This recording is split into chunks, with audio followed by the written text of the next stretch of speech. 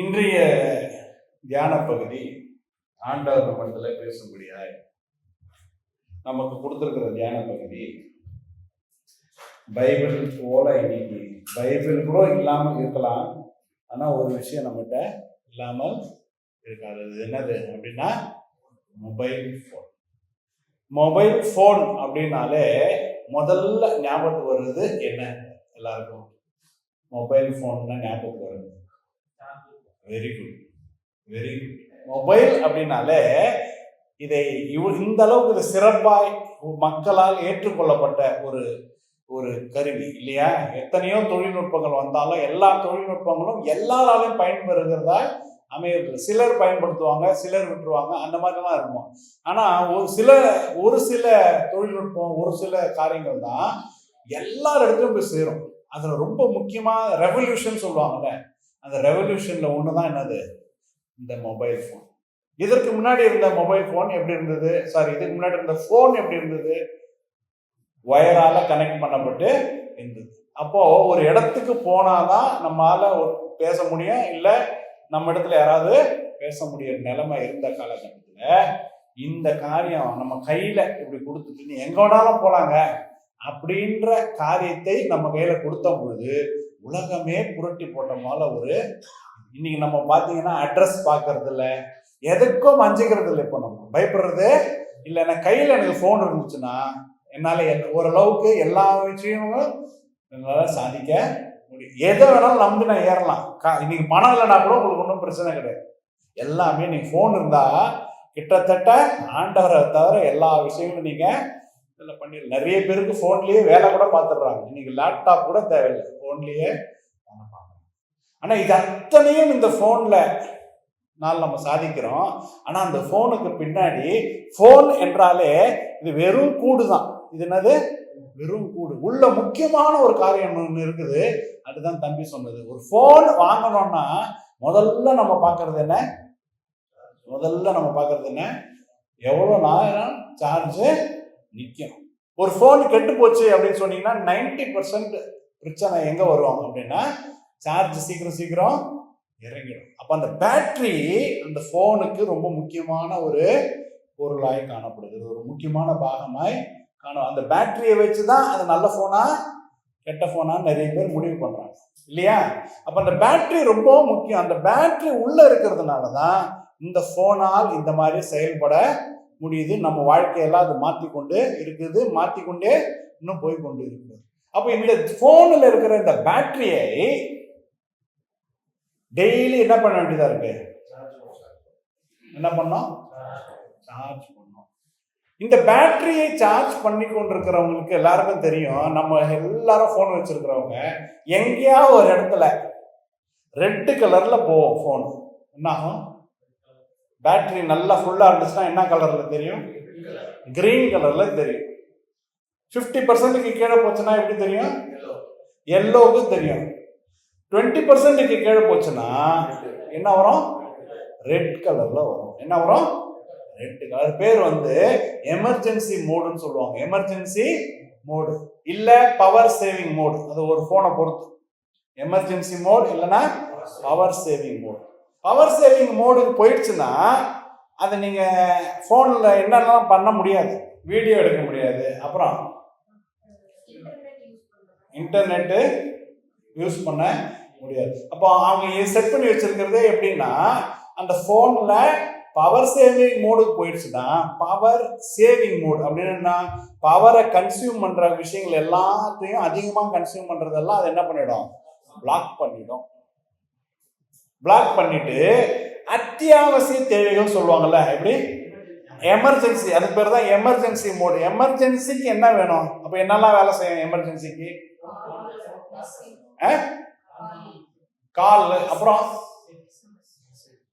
SMS, அடுத்தது அடிக்கடி power saving mode போகும் உனக்கு. சரி, அடுத்தது இது 2 தான் முக்கியம், அத்தியாவசியம். அடுத்தது இன்னும் ஒண்ணு இன்னும் இதுக்கு போச்சு அப்படின்னு சொன்னா அந்த போனுடைய கலர், அந்த இது இருக்குல்ல, எல்லாமே எப்படி மாறிடும்? பிளாக் அண்ட் ஒயிட்டா மாறிடும்.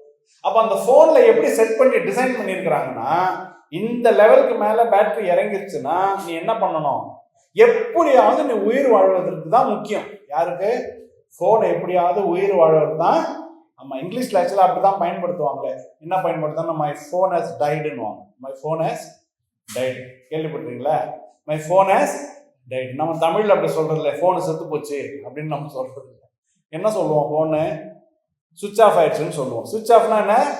அதால இனிமே உயிர் வாழ முடியாது. பேட்டரியில இருக்கிற சத்து மொத்தமா குறைஞ்சு போயிட்டதுனால முடிஞ்ச அளவுக்கு அந்த 20% கீழே போச்சுன்னா அது என்ன பண்ணும்? எவ்வளவுக்கு எவ்வளோ நான் உயிர் வாழ்வதற்கு என்னுடைய வாழ்நாளை அதிகரிக்கணும் அப்படின்றதுக்காக என்ன பண்ணோம் அப்படின்னா, மற்ற எதுவுமே அதுக்கு தெரியாது. வேற எதுவுமே ஒர்க் ஆகாது. போன்ல என்னென்னவோ ஃபீச்சர் இருக்கும், அது எதுவுமே ஒர்க் ஆகாது. வெறும் காலு, இந்த எஸ்எம்எஸ், கலர் கூட எல்லாத்தையும் எடுத்து விட்டுரும்.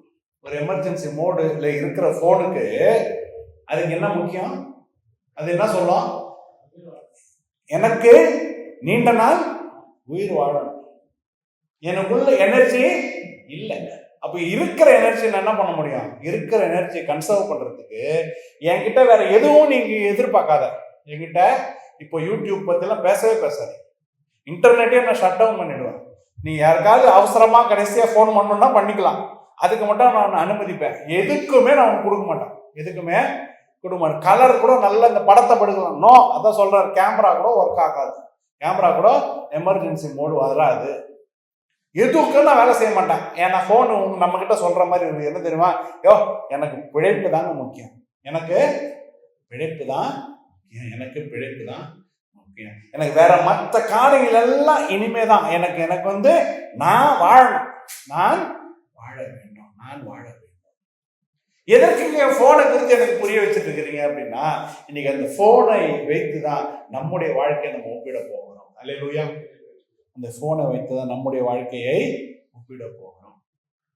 நம்ம அநேக நேரங்கள்ல அந்த எமர்ஜென்சி மோடுல இருக்கிற போனை போலதான் இந்த உலகத்துல வாழ்ந்து கொண்டிருக்கிறோம். எமர்ஜென்சி போனை போலதான் வாழ்ந்துட்டு இருக்கிறோம். இன்னைக்கு வாழ்ந்து கொண்டிருக்கிற மனிதனுக்கு முக்கியமானது என்னன்னு பாத்தீங்க அப்படின்னா, அவனுடைய ஜீவனத்துக்குரிய காரியங்கள். அல்லேலூயா. ஜீவனத்துக்குரிய காரியங்கள். அது எதை குறிக்குது அப்படின்னு சொன்னா, அவனுக்குள்ள பேட்டரி பவர் இல்லாம இருக்கிறதுனாலதான் மனுஷன் எப்பவும் தன்னுடைய வாழ்க்கை குறித்தும் தன்னுடைய காரியங்களை குறித்தும் அந்த வாழறதுக்கு என்னெல்லாம் பண்ணணுமோ அதை குறித்து சிந்திச்சுட்டு இருக்கிறாங்க பாருங்க. அதுதான் ஒரு போன் எமர்ஜென்சி மோட்ல இருக்கிறது போல. வேற எதுவுமே அவங்ககிட்ட நீ எதிர்பார்க்க முடியாது. பார்த்துருக்கீங்களா நீங்க? இன்னைக்கு நம்மமே அப்படிதான் இருக்கோம்.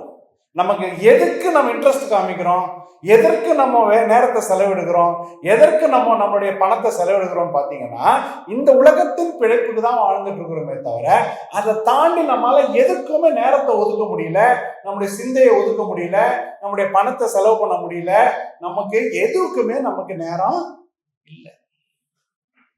அப்ப இது எதை குறிக்குது அப்படின்னா, நம்ம ஒவ்வொருத்தரும் எப்படி வாழ்ந்துட்டு இருக்கிறோம்?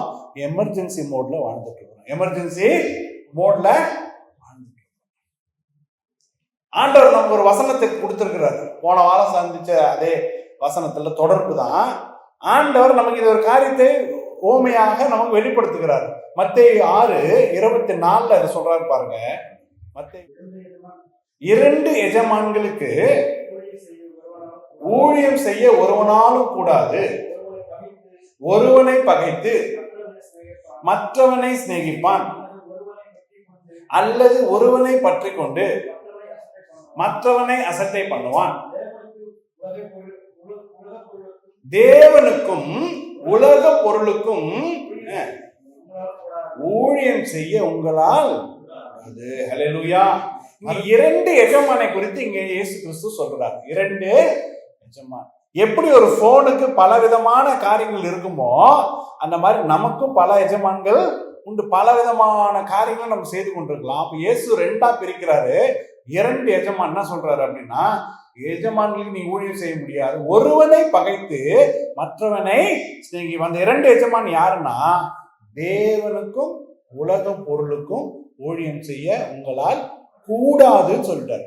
கஷ்டம் சொல்லல, அது கடினம் என்று சொல்லவில்லை. எப்படி சொல்றாரு? கூடாதுன்னு சொல்றாரு. நீங்களும் நானும் ஒத்துக்கிறோமோ இல்லையோ அது உண்மை. அல்லேலூயா. இன்னைக்கு நான் எமர்ஜென்சி மோட்ல இருக்கிறதுனால தான் என் கண்கள், என்னுடைய கண்ணோட்டம், என்னுடைய செயல்பாடுகள் எல்லாம் இந்த உலக பொருளுக்கும் உலகத்துக்குறிகளா இருக்கிறதே தவிர ஆண்டவரை குறித்து என்னால் எண்ணமே வராமல் இருக்கிறதுக்கு காரணம் என்ன தெரியுமா? உள்ள பேட்டரி எப்படி இருக்குது? பயங்கர லோவா காணப்படுகிறது. பயங்கர லோவா இருக்கிறதுனாலதான் இயேசு கிறிஸ்து சொல்றாரு, சராசரி மனுஷனை பார்த்து என்ன சொல்றாரு? 2 எஜமான்களுக்கு நீங்க ஊழியம் செய்ய முடியாது. ஏன்னா அந்த நேரத்தில் எனர்ஜி இல்லாமல் இருக்கிறதுனாலதான் என்னால் ஆண்டவருடைய காரியங்களை குறித்து யோசிக்கவே முடியல. இன்னைக்கு எப்படி இருக்குதுன்னா, நம்ம அந்த ஜபம் பண்றதே நம்ம ஏதோ அந்த வேலையை செய்ததுக்காக நமக்கு ஒரு திருப்தி வந்துருக்கு. புரியுதா? இது ஒரு சின்ன ஒரு இது இருக்கு. ஆண்டவரே எங்களை பரிசுத்தப்படுத்துங்கப்பா, ஆண்டவரே என்னை அல்லேலூயா என் பாவத்தெல்லாம் எழுதி ஆண்டவரே என்னிடத்துல அன்பை பொழிங்கப்பா அப்படின்னு சொல்லும் போதே நம்ம உணர்ச்சி எப்படி வந்துருக்கு தெரியுமா? உள்ளுக்குள்ள அப்பா நீ நல்ல ஆராதனை, ஆண்டவருக்கு நல்ல அன்பை குறித்து நீ நல்ல. ஆனா அது ஆக்சுவலா எங்க நடக்கணும்? வெளியில போய் நடக்கணும். ஜெபம் செய்கிறது ஒண்ணு, ஆனா போய் ஆக்சுவலா செய்யறது. இதுக்கு போக முடியாத அளவுக்கு நான் பிஸியா இருக்கிறேன்னா என்ன அர்த்தம்? அப்ப என் போன், இந்த உடம்பு எப்படி இருக்குது? அது எமர்ஜென்சி மோட்ல இருக்கு. அப்ப இந்த எமர்ஜென்சி மோட் என்ன சொல்லும்? அங்க போனோம்னா உனக்கு எனர்ஜி வீணாயிடும். நாளைக்கு நீ வேலைக்கு போகணும், உன் வாழ்க்கையை பார்க்கணும், உன் குடும்பத்தை பார்க்கணும், உன் பசங்க படிப்பை பார்க்கணும், உன்னோட வருமானத்தை நீ பார்க்கணும். அப்ப அந்த போனுக்கு டிசைன் பண்ணப்பட்டது எப்படி இருக்குதுன்னா, உனக்கு எனர்ஜி கம்மியா இருக்குதப்பா, நீ இந்த எக்ஸ்ட்ரா வேலையெல்லாம் நீ செய்யாத. அதுக்குதான் இருக்கிறாங்களே இந்த ஊழியக்காரங்க. யாரு ஊழியக்காரங்கன்ற ஒரு டேக்லைன் எங்கேயாவது இருக்கா பைபிள்ல? புதிய ஏற்பாடுல நம்மளாம் உருவாக்கி இருக்கிறோம். எதுக்கு உருவாக்கி இருக்கிறோம்? வெரி குட், பிரைஸ் காட், ஹல்லேலூயா. நம்ம ரெஸ்ட் எடுக்கிறதுக்கு. ரெண்டாவது, நம்ம மேல குற்றத்தை எடுத்துக்கொள்ளாத மாதிரி. இப்ப சொன்னார்ல யோசேப்பு, ஏங்க தெரியல? பரிசேயர் சதுசேயர் சொல்லலைங்க, அதனால உனக்கு தெரியல. நாளைக்கு நமக்கு 2ஆம் வருகையில் இயேசு கிறிஸ்து இங்க வந்து, என்னங்க இந்த சபையில இருக்க யாருமே அங்க நீங்க காணப்படல, இயேசு கிறிஸ்து அங்க வந்திருக்கிறாரு, எல்லாரும் அங்க நியாய தீர்ப்பு நடந்து கொண்டிருக்குது, என்னங்க நீங்க காணப்படல அப்படின்னு கேட்டா, இந்த பாஸ்டர் எங்களுக்கு சொல்லவே இல்லைங்க. அப்போ பாஸ்டர் தான் இருப்போம். ஏப்பா அங்க பாஸ்டர் தான் முதல் தண்டனை வாங்கினாரு, அங்க போயிருக்கிறாரு முதல்ல, அப்படியா அப்படின்னு சொல்லுவோம். எதுக்காக? அப்ப நம்மளா ஒரு உருவாக்கின ஒரு பதம் தான் என்னது? ஊழியக்காரர். அந்த ஊழியக்காரர் தலையில நாம் எல்லா பாரத்தையும் வைக்கிறதுனால நமக்கு என்ன வந்துருது? ஒரு ஃப்ரீயா. அதற்கு நம்ம கொடுக்குற சின்ன விஷயம் தான் என்னது? அந்த காணிக்கை. அந்த ஊழியக்காரர் அப்படியே மதிக்கிற மாதிரி ஒரு மதிக்கிறது, மனசளவுல மதிக்கிறது இல்லை, அதை அப்படி கொடுத்து அப்படி பண்ணி ஒரு ஊழியக்காரர் ஒரு அவங்க தான் ஜெபிக்கணும், அவங்க தான் பண்ணணும், இப்படிலாம் சொல்ல ஆக்சுவலா என்ன நடக்குதுன்னா, எல்லா பொறுப்பையும் நம்ம எங்க கொடுக்குறோம்? ஏன்னா நம்ம என்ன நினைக்கிறோம்? அங்கதான் பேட்டரி ஃபுல் சார்ஜ்ல இருக்கு. அப்ப ஆண்டவர் இன்னைக்கு நமக்கு சில காரியங்களை போன்ல இருந்து கற்றுக் கொடுக்குறாரு. என்ன கற்றுக் கொடுக்குறாருன்னா, நீ எமர்ஜென்சி மோட்ல வாழறியா, நார்மல் மோட்ல வாழறியா? அதுக்கு அளவுகள் எப்படி வச்சிருக்கிறாரு அப்படின்னா, நீ உலகத்துக்கு நீ ஊழியம் செய்கிறாயா, தேவனுக்கு ஊழியம். ஏன்னா நீ உலகத்துல வாழ்ந்து கொண்டு உலகத்தானா இருந்து, நம்ம எல்லாம் என்னதான் நம்ம ஆவிக்குரிய மனுஷன் சொன்னாலும் இன்னும் நம்ம உலகத்துல தான் இருக்கிறோம். நம்ம ஜீவன் போகிற வரைக்கும் நம்ம எங்க இருக்கிறோம்? நம்ம உலகத்தாரா தான் இருக்கிறோம். இந்த உலகத்துல ஒரு மனுஷன், இந்த உலகத்துல குளிர் ஆச்சுன்னா நம்மள அது வந்து பாதிக்கும். உலகத்துல ஒரு கொள்ளை நோய் வந்துச்சுன்னா நம்மளை வந்து பாதிக்கும். உலகத்துல உஷ்ணம் ஜாஸ்தியா இருந்தா அது நம்மை பாதிக்கும். இறந்து போனவங்கள பாதிக்காது. அப்படின்னா என்ன அர்த்தம்? அது எந்த மதமா இருந்தாலும் சரி, எந்த குலமா இருந்தாலும் சரி, நாம எல்லாம் இன்னும் உலகத்தின் மனுஷங்க தான். யாரு? உலகத்தின் மனுஷன். அப்ப நான் உலகத்தின் மனுஷனா இருந்து உலகத்தை மாத்திரம் தான் சிந்திக்கிறதுனால ஆண்டவர் அதை நம்ம நியாயம் திரும்ப அதை பாவம்னு சொல்லல. அதை எதுக்கு சொல்றாருன்னா, நீ அதுக்கு மாத்திரம் ஊழியம் செஞ்சுட்டு இருந்தனா அதுக்கு மாத்திரம்தான் நீ ஊழியம் செய்ய முடியும். ஏன்னா இந்த உலகத்தின் மனுஷனுக்கு ஆண்டவர் அவ்வளவுதான் பேட்டரியை கொடுத்துருக்குறாரு. காலையில எழும்போது இன்னைக்கு ஆண்டவருக்கு நான் என்ன ஊழியம் செய்யணும், ஆண்டவருக்கு என்ன ஊழியம் செய்யணும்னு எழுதுகிறோம். என்ன நம்ம எழுதுகிறோம்? இன்னைக்கு நான் எந்த மனுஷன் இடத்துல ஊழியம் செய்யணும். இப்ப தப்பு கிடையாது, இது தப்பு கிடையாது, நல்லா தெரிஞ்சுக்கணும். வேலையை விட்டுட்டு வந்து நாளைக்கு வந்துட்டா நீங்க ஆண்டவர் தானே ஊழியம் செய்ய சொன்னீங்க, எங்களுக்கு எல்லாம் வேலை கொடுக்கணும் வந்து நினைக்க கூடாது. இப்ப ஆண்டவர் நமக்கு சொல்றாரு, நீங்க எமர்ஜென்சி மோட்லயே வாழணும்னு விரும்புறீங்களா, இல்ல ஆண்டவர் பக்கமாய் வாழணும்னு விரும்புறீங்களா? புரியுதுங்களா? அடுத்த வசனத்துல சொல்றாரு பாருங்க, 2 எஜமானுக்கு ஊழியம் செய்ய முடியாதுன்னு சொன்னாரா? அதே ஆண்டவர் அதுக்கப்புறம் ஒரு வசனத்தை நமக்கு விவரிக்கிறார் பாருங்க, 25. ஆகையால் எண்ணத்தை உண்போம் எண்ணத்தை குடிப்போம் என்று உங்கள் ஜீவனுக்காகவும் எண்ணத்தை உடுப்போம் என்று உங்கள் சரீரத்துக்காகவும் கவலைப்படாதிருங்கள் என்று உங்களுக்கு சொல்லுகிறேன். ஆகாரத்தை பார்க்கிலும் ஜீவனும் உடையை பார்க்கிலும் சரீரமும் விசேஷித்தவைகள் அல்லவா? ஹல்லேலூயா. இந்த வசனத்தை நீங்கள் எமர்ஜென்சி மோட்ல உலக பொருளுக்கு ஊழியம் செய்து கொண்டிருக்கும் பொழுது இந்த வசனத்தை நீங்கள் கீழ்ப்படியவே முடியாது. அதுல இருக்க முதல் வசன வார்த்தையே என்ன வருது? ஆகையால் எண்ணத்தை உண்போம் எண்ணத்தை குடிப்போம் என்று உங்கள் எதுக்கான ஜீவனுக்காகவும் எண்ணத்தை உடுப்போம் என்று உங்கள் சரீரத்துக்காகவும். ஒரு போன் பேட்டரி எமர்ஜென்சி மோட்ல போன உடனே எல்லா சர்வீசஸையும் ஷட் டவுன் பண்ணது இல்லை. அது ஷட் டவுன் பண்ணும்போது அது என்ன சொல்றது? என் ஜீவனத்துக்காக என்ன இருக்குதோ அது மட்டும் தான் எனக்கு முக்கியம், மற்றதெல்லாம் எனக்கு முக்கியம் இல்லை. இன்னைக்கு நம்மளும் இருக்கிற எனர்ஜியை வச்சு நம்ம பார்த்தோம் அப்படின்னு சொன்னா என்னுடைய ஜீவனத்துக்காக மட்டும் தான் நான் கவலைப்படுவேன். ஆண்டவரை குறித்து நமக்கு கவலை வரும் வராது. ஏன்னா இந்த எனர்ஜிக்கு, இந்த சரீரத்துல இருக்கிற எனர்ஜிக்கு என்னுடைய உலக காரியங்களுக்கு மாத்திரம்தான் கவலை வரும். கவலை கூட எதுல கவலைப்படணும் நம்ம யோசிச்சுதான் கவலைப்படணும். உண்மையா இல்லையா? உண்மையா இல்லையா? நம்முடைய பெரிதான கவலை என்ன? எனக்கு கவலையே கிடையாதுன்னு இருக்கிற மனுஷன் பாக்கியம். ஆனா கவலைன்னு பாத்தீங்கன்னா லிஸ்ட் வந்துச்சு அப்படின்னா நாம தேவை உலக காரியங்களா தான் இருக்கும். பெரிதான கவலை ஆண்டவருடைய ராஜ்யம் இன்னும் கட்டப்பட வேண்டுமே, ஆண்டவருடைய காரியங்கள் இன்னும் அநேகர் இன்னைக்கு கட்டுண்டவர்களா இருக்கிறாங்களே, அநேகர் இன்னைக்கு நம்ம காரியங்களை பார்த்தா கள்ள போதனைக்கு இப்படி ஆளாகி போயிருக்கிறாங்களே. யூடியூப் மெசேஜிங்களை வேணா போடுறோமே தவிர காலையில் எழுந்தும் பொழுதோ இரவு படுக்கும் பொழுதோ எத்தனை பேருக்கு இந்த பாரமும் கவலையும் இருக்குது? அது ஏன் இல்லைன்னா ஆண்டவரே சொல்றாரு. அப்படின்னா என்ன அர்த்தம்? நீங்கள் எந்த எஜமானுக்கு ஊழியம் செய்து கொண்டிருக்கிறீங்க?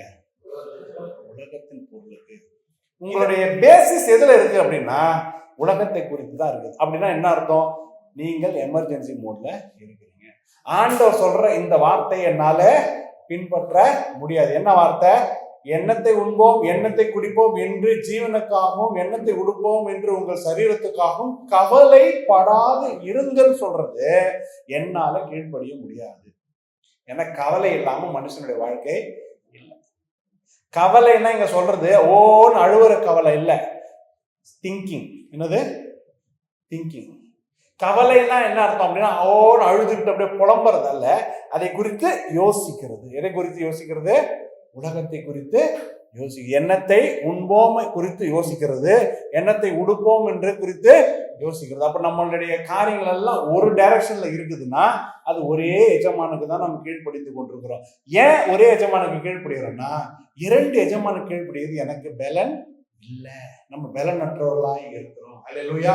ஒவ்வொரு மனுஷனும் அப்படிதான் படைக்கப்பட்டிருக்கிறோம். ஒவ்வொரு மனுஷனும் அப்படிதான். அதனால நீங்க 99% நீங்க பாத்தீங்கன்னா எல்லாருடைய இருதயத்திலும் அதிகமா இருக்கிறது எண்ணத்தை உண்போம் எண்ணத்தை. இந்த எஜமான் ஒருத்தர் இருக்கிறாரு. இந்த வாழ்க்கை முடிஞ்ச உடனே இந்த எஜமானுக்கு நான் போய் அங்க பதில் சொல்ல வேண்டும். இந்த எஜமான் என்னிடத்துல அவர் கொடுத்த வேலைக்கு என்னிடத்துல அவர் காரியங்களை எதிர்பார்ப்பாரு, கனிகளை குறித்து எதிர்பார்ப்பாரு அப்படின்னு இந்த எஜமானை குறித்து சிந்தனையே இல்லாமல் வாழ்கிற காரியம் என்ன? Emergency mode, power saving mode. எனக்கு இருக்கிற நேரத்தை நான் சரியா பயன்படுத்தணும் பிரதர். சும்மா அங்க ஊழியம் இதெல்லாம் நீங்க அதெல்லாம் சொல்லக்கூடாது. தேவனுடைய காரியங்களை பேசுறதுக்கெல்லாம் எனக்கு நேரம் இல்லை, இங்கேயும் மைண்ட்ல எனக்கு அந்த இடமே கிடையாது. இல்லை, அது இன்னைக்கு ஏன் கள்ள போதனைகள் அதிகமாய் பெருகி போயிருக்குது அப்படின்னா, கள்ள போதனைகள்லாம் என்ன அப்படின்னா இந்த எஜமானுக்கு ஊழியம் செய்யும் சொல்லாம என்ன பண்றது அப்படின்னா அந்த எஜமானே இந்த எஜமானுக்கு உனக்கு உதவி செய்வார்னு சொல்றது. எப்படி? அவங்க 2 பேரும் ஒண்ணுதான். யாரு? ஆண்டவர் தெளிவா 2ஆ பிரிக்கிறார். என்ன பிரிக்கிறாரு? இந்த பூமிக்குரிய காரியங்கள் தேவன் அப்படின்னு தனியா பிரிக்கும் பொழுது நம்ம தேவனை எங்க கொண்டு வந்து வைக்கிறோம்? பூமிக்குரிய காரியங்களை வைத்து நம்ம வைக்கும் பொழுது அப்ப நம்ம என்ன பண்றோம், அந்த 2 எஜமானியை பார்ட்னரா மாத்திடுறோம். மனுஷன் இப்படி தந்திரமா யோசிச்சிருக்கான் பாத்தியா. இதுதான் இந்த கள்ள போதனைகள் யோசிக்கிற காரியம். என்ன, உலகத்தையும் ஆண்டவரையும் உலகத்தையும் பிரிச்சோம் அப்படின்னு சொன்னா அது ரொம்ப டிஃப்ரெண்டா இருக்குதே. என் வாழ்க்கைக்கு அது கஷ்டமா இருக்குதே. என் வாழ்க்கைக்கு கஷ்டமா இருக்கு. என் அன்பெல்லாம் அங்க போயிடுறதுனால, பேட்டரியில இருக்கிற எனர்ஜி எல்லாம் அங்க ட்ரெயின் ஆயிடுறதுனால இங்க வரும்போது நான் எப்படி வரேன், ட்ரை. அதான் இங்கிலீஷ்ல சொல்லுவாங்க, மை பேட்டரி இஸ் ட்ரைன்னு அர்த்தம். நான் வறண்ட நிலைமையெல்லாம் சுத்த பேட்டரி லோ பவர்ல வரும் பொழுது எனக்கு இது செய்யறதுக்கு பலனே இல்லை. அதனாலதான் ஜபம்னு வரும்போது தூக்கம் வருது, மெசேஜ் கேட்கும் பொழுது தூக்கம் வருது. சர்ச்சுக்கு இதையும் தாண்டி சில பேர் சர்ச்சுக்கே வரும்பொழுது தான் ஜுரம் வரும், தலை சுத்தம், கிர்ரு சுத்தம், அப்படியே விழுந்துருவாங்க. அதாவது சரீரம் எல்லா விதமான சரீரத்தை எங்கெங்கெல்லாம் பலவீனம் இருக்கோ அந்த காலையில சர்ச்சுக்குன்னு கிளம்பும் பொழுதுதான் அந்த சரீரம் ஞாபகப்படுத்தும். ஏய், உனக்கு நேற்று கால் ஒரு மாதிரி சுழுக்கு மாதிரி இருந்துச்சு தெரியுமா, அப்புறம் வயிறு கூட கொஞ்சம் பிரச்சனை தான், அப்புறம் தொண்டை கூட கொஞ்சம் கலக்கரம் தான் இருந்துச்சு, அப்புறம் உன் தலைவலி, நைட்லாம் நீ தூங்கல.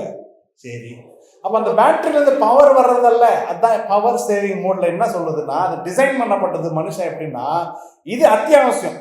எது அத்தியாவசியம்? இப்போ ஒரு போன் கால் அத்தியாவசியம் சொன்னதுனால தான் கால் ஒர்க் ஆகுது, கரெக்டா இல்லையா? பாஸ் போன் பண்ணாருன்னா அது முக்கியமா இருக்கும். அப்போ முழுக்க பவர் சேவிங் மோடு எங்க போகுது, உலகத்தையே பார்க்க சொல்லுது. அப்போ இந்த என் பாடியில டிசைன் எப்படி இருக்குதுன்னா, இந்த வேலை குறித்தோ உங்க பசங்க படிப்பு குறித்தோ குடும்பங்களை குறித்து வந்துச்சுன்னா உடனே ஆக்டிங் கொடுக்கணும், உடனே அதுக்கு நான் உடனே செஞ்சாகணும், நாளைக்கு கூட நான் வெயிட் பண்ண மாட்டேன், இன்னைக்கே செஞ்சிருவேன். நான் ஆண்டவர்னு வரும்பொழுது என்ன ஆயிடுறேன், நான் எசென்ஷியல் சர்வீசஸ். இந்த கொரோனா கோவிட் வரும்பொழுது எசென்ஷியல் சர்வீசஸ் மட்டும்தான் ஓப்பனா இருக்கணும் சொன்னாங்க. எசென்ஷியல் சர்வீஸ்னா என்ன? ஜனங்கள் வாழுகிறதுக்கு முக்கியமான அத்தியாவசிய, ஆமா, என்னது அது? உணவுல கூட அப்படியே தந்தூரி சிக்கன் எல்லாம் கிடையாது. பேசிக் பால், அது மாத்திரம் அவங்க மட்டும் வெளியில வரலாம், மற்றவங்க எல்லாம் ஆமா. அப்புறம் மருத்துவ மெடிசின் இதுல இருக்கிறவங்க, போலீஸ், இந்த மாதிரி முக்கியமானது. அப்ப நம்ம உடம்புல ஆட்டோமேட்டிக்கா நம்ம இங்க இதுக்கு மாத்திரம் ஆக்டிவா இருக்கிறோம்னா என்ன அர்த்தம், நம்ம உடம்பு எப்படி டிசைன் ஆகிருக்குது. இப்போ அண்ணா போன் பண்றாங்கன்னா அது முக்கியமா தான் இருக்கும். ஏதாவது வேலையா இருக்கும், எடுப்போம், போன் எடுப்போம். அது சிக்னல் இல்லாம கட் ஆச்சுன்னா கூட 10 தடவை அடிக்கிறது. அண்ணா அப்புறம் ஏதோ சொல்லிட்டே இருந்தீங்கன்னா, சாரிண்ணா இதாயிடுச்சுண்ணா அப்படின்னு. ஆண்டவர் போன் பண்றாரு. யார் பண்றாரு? ஆண்டவர் போன் பண்றாரு. இப்ப என்ன சொன்ன, ஆண்டவரே பவர் சேவிங் மோட்ல இருக்கிறேன், இப்போதான் இந்த எஜமான் அடின்னு அடிச்சு உட்கார வச்சிருக்கிறான், நீங்க வேற கூப்பிடுறீங்க, நாளைக்கு வாங்கல, நாளைக்கு என்ன வெள்ளிக்கிழமை, இன்னும் ஒரு நாள்னா சண்டே வந்துடும், சண்டே அந்த சர்ச்சில் போய் நீங்க அடிக்கிறது கூட பரவாயில்ல, அந்த பிரதர் போட்டு அடின்னு அடிக்கிறது அதை வேற தாங்கணும், விடுங்க. அதே அந்த சோர்வு நேரத்துல திடீர்னு உங்க பாஸ் கிட்ட இருந்து போன் வரும்போது இங்க அந்த எமர்ஜென்சி மோட் ஆக்டிவேட் ஆகுது பாரு, உடனே அவங்க சொல்லுவாங்க ஒரு 8 மணிக்கெல்லாம் வந்துடுறேன், 6க்கே வந்துடுறேன் பாஸ். எப்போ வந்துடுறேன்? 6க்கே வந்துடுறேன். அப்ப ஆண்டவர் சொல்றாரு, 2 எஜமான்ல நீ சூஸ் பண்ண வேண்டிய நேரம் வந்துருச்சு, நீ சூஸ் பண்ண வேண்டிய நேரம் வந்துருச்சு. இப்போ உன் பாடி இப்படி இருக்குது அப்படின்னு சொன்னா இந்த பாடியை வச்சுட்டு உன்னால இதை செய்ய முடியாது. அதனால ஆண்டவர் சொல்கிறது, உங்களை நான் அந்த தனியா செய்ய மட்டும் சொல்லல, ஆண்டவர் நமக்கு உதவி செய்கிறவராய் காணப்படுகிறார். அது என்ன சொல்கிறார் ஆண்டவர்? யோவான் 15வது அதிகாரம் 4-5, என்னில் நிலைத்திருங்கள், நானும் உங்களில் நிலைத்திருப்பேன். ஹல்லேலூயா. கொடியானது திராட்சை செடியில் நிலைத்திராவிட்டால் அது தானாய் கனி கொடுக்க மாட்டாதது போல நீங்களும் என்னில் நிலைத்திராவிட்டால் கனி கொடுக்க மாட்டீர்கள். ஹல்லேலூயா. நானே திராட்சை செடி, நீங்கள் கொடிகள், ஒருவன் என்னிலும் நான் அவனிலும் நிலைத்திருந்தால் அவன் மிகுந்த கனிகளை கொடுப்பான், என்னை என்னை அல்லாமல் உங்களால் ஒன்றும் செய்ய முடியாது. ஹல்லேலூயா. எல்லாம் சேர்ந்து சொல்லுங்க. என்னை அல்லாமல், தேவன் இல்லாமல் என்னால் ஒன்றும் செய்ய முடியாது. ஆண்டவர் தான் இவ்வளவு நேரம் சொல்லி கொண்டிருந்தது. என்ன, நம்ம எல்லாருமே எமர்ஜென்சி மோடு. நம்ம எல்லாருமே யாரு? Emergency mode. நான் பெரிய மகான் நான் நினைச்சுக்க கூடாது. நம்ம அதை நினைச்சுக்கிறதுனால தான் பிரச்சனை. உங்களுக்கு கொடுக்கப்பட்ட இந்த உலக பேட்டரி இந்த உலகத்துக்கு மட்டும்தான் வேலை செய்யும். தேவன் பார்க்கும்போது இந்த பேட்டரிக்கு பவர் அங்க இல்ல. உங்க போனுக்கு போட்ட பேட்டரியை வச்சு கார் ஓட்ட முடியுமா தம்பி? என்ன ஆகும்? என்ன ஆகும்னே தெரியாது. போனுக்கு கொடுக்கப்பட்ட பேட்டரி போனுக்கு தான் அது வேலை செய்யும். அதுக்கு செய்யறதே பெருசு. ஆனா ஆண்டவர் சொல்றது, போனுக்கு கொடுத்த பேட்டரியை வைத்து ஆண்டவருக்கு ஊழியம் செய்யும் சொல்றீங்களே, எப்படிங்க? இந்த போன் எடுத்து நான் ஜெனரேட்டரா யூஸ் பண்ண முடியுமா? அப்ப என்னுடைய கெப்பாசிட்டி அவ்வளவுதான். எல்லாம் சொல்லுங்க, என்னுடைய கெப்பாசிட்டி இவ்வளவுதான். நான் யாரு? உலகத்தானா இருக்கிறதுனால என்னுடைய கெப்பாசிட்டி உலகத்தை குறித்து தான் யோசிப்பேன். அது பாவம் இல்லை, தப்பு இல்லை. ஆனா ஆண்டவர் இன்னைக்கு நம்ம ஒரு புதிய பிரமாணத்தை கொடுக்குறார். என்ன கொடுக்குறார்? என்னை அல்லாமல் உங்களால் ஒன்றும் செய்ய. இந்த ஒன்றும்ன்றது என்னன்னா, நீங்க பாக்குற வேலை அதெல்லாம் கிடையாது. ஆண்டவர் இல்லாம ஜம்முன்னு வேலை பார்க்கலாம். இந்த உலகத்துல பெரிய சீமானா நீங்க வாழலாம். மறுபடியும் அதான் சொல்லிட்டு இருக்கிறேன். இந்த கள்ள போதனைகளுக்கு ஆளாகி ஏதோ நீங்க ஆண்டவரோடு இருக்கிறதுனாலதான் இங்க உங்களுக்கு ஜீவனும் கிடையாது. ஆண்டவரே இல்லாம ஆண்டவரை கெட்ட கெட்ட வார்த்தையில திட்டுறவனும் நல்லா தான் இருக்கிறான். இன்ஃபேக்ட் அவன் தான் நல்லா இருக்கிறான். ஆண்டவர் உங்களால் ஒன்றும் செய்ய முடியாதுன்னு சொல்றது தப்பா நினைச்சுக்க கூடாது. நம்ம ஒரு நாள் வாழ்ந்துட்டுமே, நம்ம பெரிய பிசினஸ் ஆயிட்டுமே, நம்ம பெரிய ஆளாயிட்டுமே, அதை வைத்து நான் என்ன ஒன்றும் செய்ய, எல்லாம் தான் நான் செய்யறேனே. ஆண்டவர் இதை குறித்து இந்த பக்கமே வரல. ஆண்டவர் படைத்த டிசைன் வேற. ஆதாம் எப்போ இந்த பக்கம் நோக்கினானோ அதோட ஆண்டவர் எப்படி விட்டார். ஆண்டவர் அதை மறுபடியும் தம் பக்கமா பண்றதுக்கு என்ன சொல்றாருன்னா, உங்களை நான் தனியா விடுகிறவன் அல்ல, இந்த பேட்டரியை வச்சுட்டு அங்க பண்ணுன்னு சொல்ற அளவுக்கு ஆண்டவர் அவருக்கு இருக்கிற ஞானம் அளவில்லாத ஞானம். ஆண்டவர் அங்கதான் நமக்கு உதவி செய்யறன்னா, எண்ணில் நிலைத்திருங்கள். ஹல்லேலூயா. எண்ணில் நிலைத்திருங்க. இந்த காட்சி உங்களுக்கு ஞாபகம் வரணும். எண்ணில் நிலைத்திருங்க. இயேசுவோடு இணைக்கப்படும் பொழுதுதான் உன் பேட்டரி, ஆவிக்குரிய பேட்டரி சார்ஜ் ஆக ஆரம்பிக்கும். ஹல்லேலூயா.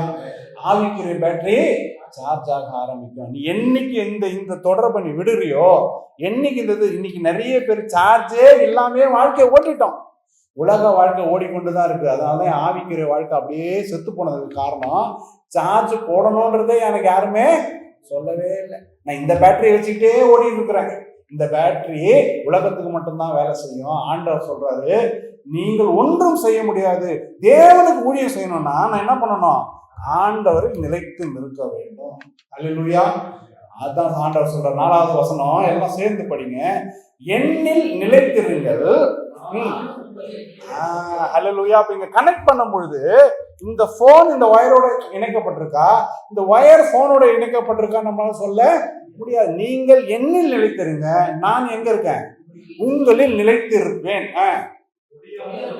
கொடியானது திராட்சை செடியில் நிலைத்திராவிட்டால் நீங்களும் எண்ணில் நிலைத்திராவிட்டால் கனி கொடுக்க மாட்டீங்க. அல்லேலூயா.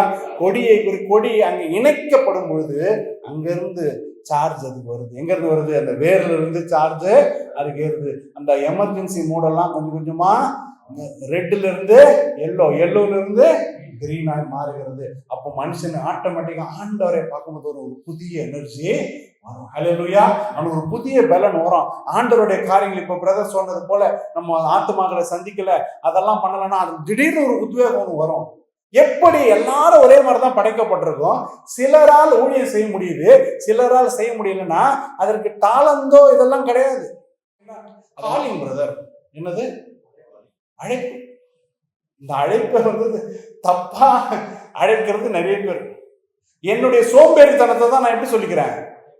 அழைப்பு இல்லை. எனக்கு அந்த அழைப்பு, இந்த அழைப்பு இல்லை. இப்ப யாருக்கு இங்க அழைப்பு வந்துருச்சு? உங்களுக்கு என்ன இல்லை? பேசிக் என்ன? நீங்க தப்பானவர் அல்ல. உலகத்தின் மனுஷன் தேவனை என்னைக்குமே அங்கீகரிக்க மாட்டான். நீ எங்க இருக்கணும்? உங்களுக்கு பிரச்சனை எங்க இருக்குதுன்னா, நீ ஆண்டவர் இடத்துல நிலைத்து இருக்க மாட்டேன்றீங்க. ஹல்லேலூயா. கர்த்தர் இடத்துல, இயேசு கிறிஸ்துவின் இடத்துல யார் நிலைத்து இருக்கிறானோ அவன் தான் தேவனுக்கு ஊழியம் செய்ய முடியும். அப்பதான் உங்க உலகம் இந்த பக்கம் மாறும். நீங்கள் இருக்கிற பலனோடு, உங்களுக்கு இருக்கிற சரீர பலனோடு இதை சமாளிக்க மாத்திரம்தான் உங்களுக்கு பலன். அல்லேலூயா. இதை சமாளிக்கிறதுக்கு மாத்திரம் தான் பலன். சம்டைம்ஸ் இதை கூட சமாளிக்க முடியாத அளவுக்கு நம்ம சோர்ந்து போறோம். உண்மையா இல்லையா? இந்த உடம்பு நம்மளை சோர்வு. அதனால தான் ஆண்டவர் சொல்றாரு, நீ இங்கேயே இருந்தீங்கன்னா உங்க பேட்டரி எப்பவுமே லோ பவர்ல தான் இருக்கும். நீ எனக்குள் நீங்க லைவ் ஒயர்ல நீங்க கனெக்ட் ஆகும் பொழுது நீங்க ஒரு பசு மரமாய், நீங்க பச்சை மரமாய் மாறுவீங்க. புல்வெளியை போல நீங்கள் மாறுவீங்க. அல்லேலூயா. ஆண்டவர் நமக்கு இன்னைக்கு கொடுக்கிற கட்டளை என்ன? ஆண்டவர் நிலைத்திருக்க நம்ம கற்றுக்கொள்ள வேண்டும். ஆண்டவர்கள் நிலைத்திருக்க கற்றுக்கொள்ள வேண்டும். ஆண்டவர் நிலைத்து இல்லாமல் இருக்கிறதுனாலதான் எனக்கு எப்போ பார்த்தாலும் உலகத்தை குறித்து யோசனை வந்து கொண்டிருக்கிறது. ஆண்டவர் உங்களுக்கு எப்பெல்லாம் வாய்ப்பு கொடுக்குறாரோ கஷ்டப்படும். உங்க போனை இனிமே சார்ஜ் பண்ணும் போதெல்லாம் இந்த செய்தி ஞாபகத்துக்கு இருக்கட்டும். போனை சார்ஜ் பண்ணும்போது உங்களுக்கே ஒரு கேள்வி கேட்டுங்க, நீ எப்போ சார்ஜ் ஆக போற? சார்ஜிங்ல ரொம்ப பெரிய பவர் உண்டு. இன்னைக்கு நிறைய பேருக்கு எண்ணங்கள் இருக்குது, சிந்தைகள் இருக்குது, வசனம் தெரிஞ்சிருக்குது, எல்லாம் இருக்குது. ஆனால் ஆண்டவருடைய காரியங்களை முன்னேறி போக முடியலன்னா என்ன அர்த்தம் அப்படின்னா, அது நான் இந்த பேட்டரியோடு போய் கொண்டிருக்கிறேன். ஆண்டவர் இன்னைக்கு சொல்றாரு, என்னைக்குள் நிலைத்திருந்து பாருங்க. ஆண்டவர் தன்னுடைய சிந்தனைகளை, தன்னுடைய சித்தங்களை, தன்னுடைய காரியங்களை உங்களுடைய சிந்தையில போடுவார். உங்களுக்கு ஒரு புது பலன் வரும். ஆனா நல்லா தெரிஞ்சுக்க வேண்டும், ஆண்டவர் இடத்துல இருந்து சார்ஜை பெறாமல் உங்களால் தேவனுக்கு ஊழியமே செய்ய முடியாது. அல்லேலூயா. இன்னைக்கு தேவனுக்கு ஊழியம் செய்கிறதுலையும் தேவனுக்குரிய காரியங்கள் எனக்கு அதிகமா இது இல்லாமல் இருக்கிறதுக்கு காரணம் என்ன? நான் உலகத்தின் பேட்டரியை வச்சு ஆண்டவருக்கு ஊழியம் செய்யறதுக்கு ட்ரை பண்ணி கொண்டிருக்கிறேன். ஆண்டவர் சொல்றார், கனெக்ஷன் இங்க கொடுக்க கூடாது, கனெக்ஷன் எங்க கொடுக்கணும்? அங்க இருக்கணும். நீ நிலைத்து இருக்கணும். அங்க நிலைத்து இருக்கும் பொழுது, அவர் எனக்குள் நிலைத்து இருக்கும் பொழுதுதான் நான் என்ன பண்ண முடியும்? அந்த தேவனுக்கு நான் ஊழியம் செய்ய முடியும். அல்லேலூயா. அல்லேலூயா. அந்த காரியங்கள் உங்களுக்கு நடந்துச்சுன்னா ஆண்டவர் நமக்கு இப்பதான் அந்த வசனத்தை நமக்கு சொல்லுகிறார். என்ன சொல்லுகிறார் தெரியுமா? நீங்க ஏன் இந்த பேட்டரிக்கு அங்க பவர் கிடையாது, ஆனா அந்த பேட்டரியை வைத்து நீங்க இங்க பவர் உண்டு. ஹல்லேலூயா. உலகத்தின் பேட்டரியை வச்சு நீ தேவனிடத்துல எதுவுமே சாதிக்க முடியாது. ஆனா தேவனுக்கு சகல அதிகாரங்கள் கொடுக்கப்பட்டதுனால அந்த பேட்டரியை வச்சு நீ உலகத்துல எல்லாருக்கும் நீ சாதிக்க உனக்கு பலனை ஆண்டவர் தருவார். ஹல்லேலூயா. இந்த ரகசியத்தை யாரு புரிந்து கொள்கிறானோ அவன் எப்பவுமே இந்த பக்கம் திரும்பவே மாட்டான். எப்பவும் இந்த தெய்வத்தை குறித்து தான் யோசிப்பான். உலகத்தை குறி காரியங்களே யோசித்து அதையே பார்த்துட்டு இருக்கிற பொழுது ஆண்டவருடைய காரியங்களை நான் மறந்துவிடாம, ஆண்டவர் நமக்கு சொல்லுகிற காரியம் என்ன? என்னில் நிலைத்திருங்க, நான் உங்களுக்கு செய்வேன், நான் உங்களில் நிலைத்திருப்பேன். அப்பதான் நீங்கள் கனி கொடுப்பீங்க. அப்பதான் கனி கொடுப்பீங்க. அந்த கனி நீங்க கொடுக்கும் பொழுதுதான் 25வது வசனம் உங்களுக்கு ஈஸியா வரும். என்ன வரும்னா, நீங்க யோசிக்க வேண்டாம். மத்தேயு 6:25 முடிக்கிறேன். ஆகையால் எண்ணத்தை உண்போம், உங்கள் ஜீவனுக்காகவும் எண்ணத்தை உடுப்போம் என்று உங்கள் சரீரத்துக்காகவும் கவலைப்படாதீர்கள் என்று உங்களுக்கு சொல்லுகிறேன். போதும்.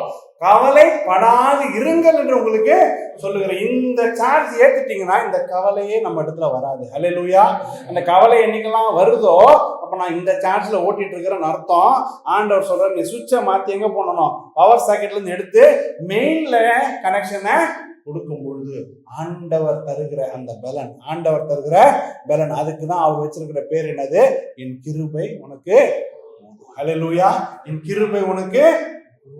அதனாலதான் இங்க பாத்தீங்கன்னா, எண்ணத்தை உண்போம், எண்ணத்தை புசிப்போம். பரலோக ராஜ்யத்துக்குரிய காரியம் இல்லை இது. இந்த உலகத்துக்குரிய காரியத்தையும் என்ன சொல்றாரு? நீ கவலைப்படாத, என்னிடத்துல நீ சார்ஜ் ஏத்திட்டேன்னா நானு அதையும் பார்த்து கொள்ளுகிற வல்லமை உண்டு. ஹல்லேலூயா. அதை நான் விசுவாசிக்கிறோம், அதை நான் நம்பணும். ஆண்டவர்களை நிலைத்திருப்பதற்கு நான் என்ன பண்ணணும்? ப்ரையாரிட்டியை கொடுக்கணும். எப்படி உங்க வேலைக்கு, உங்களுடைய படிப்புகளுக்கு, உங்களுடைய மற்ற காரியங்களுக்கு திடீர்னு பாடியில ஆக்டிவ் ஆகுதோ, ஜுரம் வந்தா கூட வேலை இடத்துல போய் உட்கார்றீங்களோ, ஆண்டவருடைய காரியத்துக்கு கொஞ்சமாவது நீங்க என்ன பண்ணணும்? எஃபர்ட் எடுக்கணும். அதுதான் நம்ம ஆண்டவருக்கு ஊழியம் செய்யுது. ஆண்டவர் நான் ஊழியம், ஆண்டவருக்கு முதன்மையான நேரத்தை கொடுக்க ஆண்டவர் என்னுடைய காரியங்கள் எல்லாம் பண்றதை பார்த்து கொள்வார். அந்த கவலையே எனக்கு வராமல் இருக்கு. கண்களை மூடுவோம்.